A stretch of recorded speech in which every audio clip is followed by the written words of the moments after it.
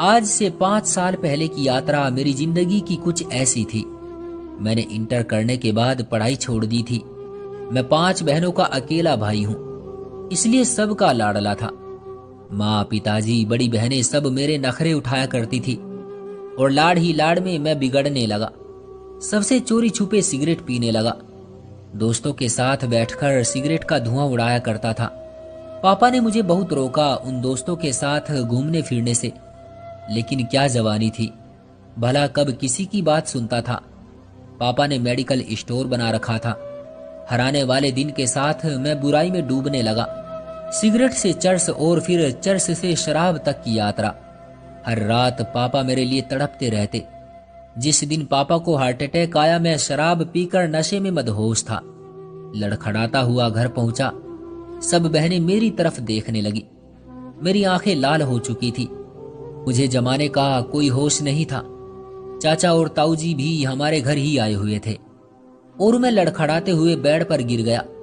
चाचा ने आवाज दी, लेकिन मैं आज बिल्कुल अपने होश खो चुका था। पापा हॉस्पिटल में थे। मम्मी भी पापा के साथ ही थी। मेरी हालत देखकर बहनें भी डर गई।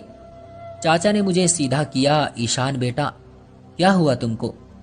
ताऊजी ने मेरे मुंह से आने वाली बदबू को सूंघ ली थी। ताऊजी ने कहा, कुत्ते ने शराब पी हुई है। चाचा भी हैरान थे। सब बहनें कहने लगी, हमारा भाई कभी ऐसा काम नहीं करता।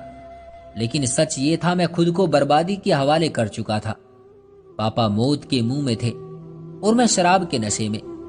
मुझे डॉक्टर के पास ले गए, कुछ इंजेक्शन वगैरह लगवाए। दूसरे दिन मेरी आंख खुली। मैं कमरे में पड़ा हुआ था। बाहर घर से कुछ आवाजें आ रही थी। मैं आंखें मलते हुए उठा और बाहर देखा तो मोहल्ले वाले पापा को देखने के लिए आए हुए थे। पापा को फॉलिज का अटैक हुआ था। वो अब ना चल सकते थे, ना ही उठ सकते थे। मैं खुद को कोस रहा था। मैं पापा के पास गया। पापा कुछ बोल भी तो नहीं सकते थे। पापा मेरी तरफ बेबसी से देख रहे थे। पापा के पास बैठा, उनसे कुछ बातें की, लेकिन पापा बोल नहीं सकते थे। माँ उदास बैठी हुई थी। शाम का समय हो चुका था। मुझे शराब पीने की हवस होने लगी। मैं बस अब किसी तरह बहाना बनाकर घर से बाहर जाना चाहता था। हल्का सा अंधेरा छा गया था। मैं दोस्तों के पास पहुंचा, शराब पी, रात के 12 बजे घर आया। अब हर दिन की मेरी यही रूटीन होने लगी थी। चाचा और ताऊजी ने 1-2 बार मुझे बहुत मारा भी, लेकिन मैं अब नशा नहीं छोड़ सकता था। बेबस हो गया था। माँ ने मुझे वास्ते भी दिए, बहनों ने कस्में भी दी, लेकिन वो पल ऐसा था, मेरा शरीर मेरा नहीं रहा था। मैं खुद पर काबू नहीं कर सकता था। अब जिंदा रहने के लिए नशा करना जरूरी था। घर के हालात खराब होने लगे। आखिर चाचा ताऊजी भी कितने दिन हमारा बोझ उठाते। मेरी मंगनी एक लड़की के साथ शराब पीने से पहले ही हो चुकी थी, जो एमए कर रही थी। उन्होंने भी मुझे शराबी कहकर रिश्ता तोड़ दिया। आखिर भला कौन सा बाप अपनी बेटी किसी शराबी को दे सकता है। मेरे पास नशे के लिए पैसे खत्म होने लगे थे। बड़ी 2 बहनें एक प्राइवेट स्कूल में टीचर की जॉब करने लगी। मेरी हालत काबिले रहम हो चुकी थी। एक दिन मैं नशे के लिए पैसे मांग रहा था, लेकिन माँ मना कर रही थी। मुझे जैसे पागलपन का दौरा पड़ने लगा था। मैंने माँ को धक्का दिया। मम्मी दरवाजे के साथ टकराई और सर फट गया। बहन ने मुझे पैसे दिए और घर से निकाल दिया। सब मुझे गालियां देते। मैं शराब पीकर कहीं भी गिर जाया करता था। मेरी माँ मुझे सहारा देकर ढूंढकर घर ले आती थी। कुछ लोगों ने कहा, इसे नशा छुड़वाने वाले हॉस्पिटल में छोड़ाओ, लेकिन माँ मुझे खुद से दूर नहीं करना चाहती थी। बहनें ही मेरा मुंह धोया करती थी, मुझे नए कपड़े पहनाया करती थी, लेकिन मैं नशे की लत में डूब चुका था। खैर, मुख्तसर ये कि बहनें, माँ सब हिम्मत हार चुकी थी। पापा की बीमारी पर काफी पैसा खर्च हो रहा था। सिर्फ बहनों की टीचिंग से जो पैसे आते थे वो बहुत थोड़े थे। चाचा ताऊजी ने हमारे घर आना भी छोड़ दिया था। मैं बेहाल रहा करता था। पापा शायद मेरे गम में आए दिन और ज्यादा बीमार होते जा रहे थे।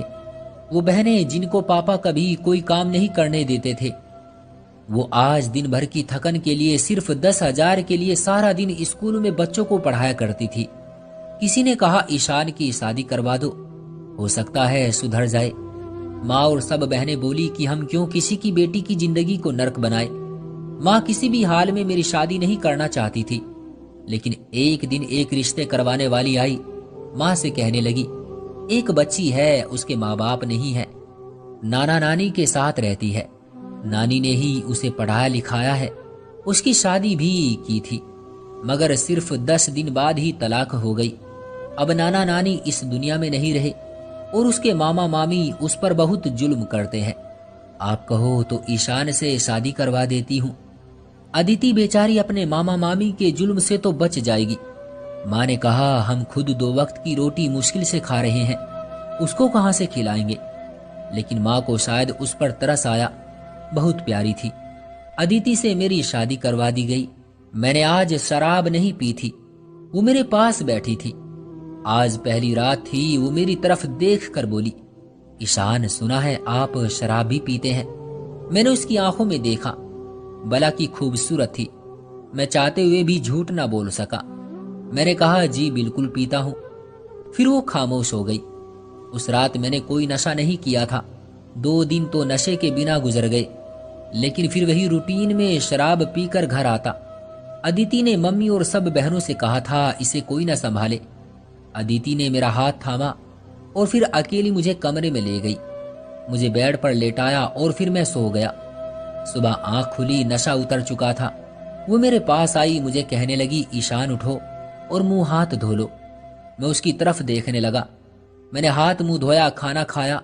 मुझे उसने पैसे दिए। कहने लगी, ईशान जाओ शराब पीने, रात को आ जाना, और मुझे बताओ खाने में क्या खाओगे रात को।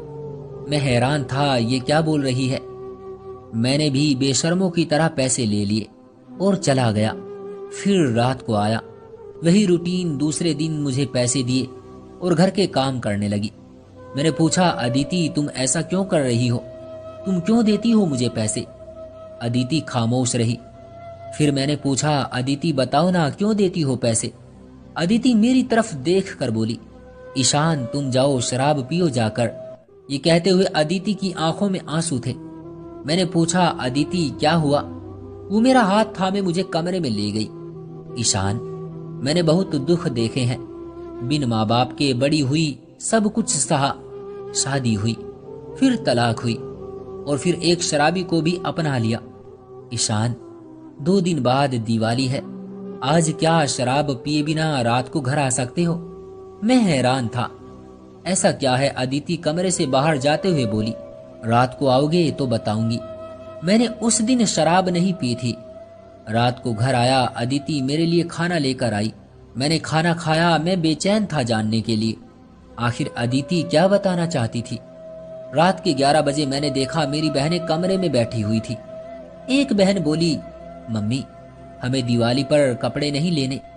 माँ कहने लगी, मेरी बच्ची ले लेना, पिछली दिवाली पर भी तुमने कुछ नहीं लिया था। बड़ी बहन बोली, माँ मैं सोच रही हूँ इस रिश्ते को स्वीकार कर लूं जो मेरे लिए 50 साल के बूढ़े का आया है।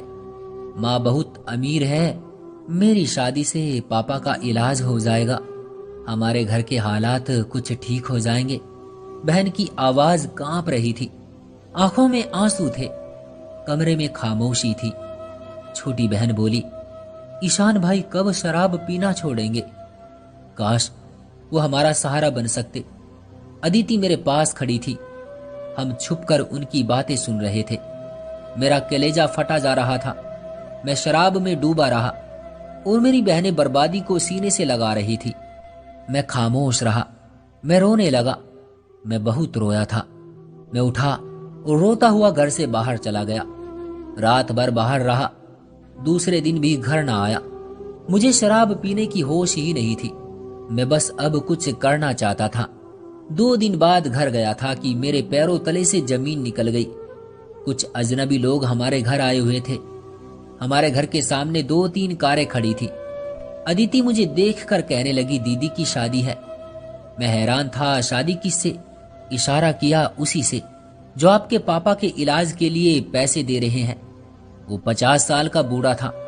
मैंने चिल्लाकर कहा, आप सब लोग यहाँ से चले जाएं।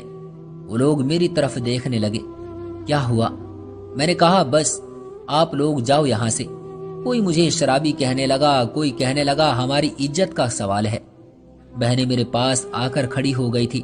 दीदी मेरी तरफ देखकर रो रही थी। मैंने उन सबको धक्के देकर घर से निकाला।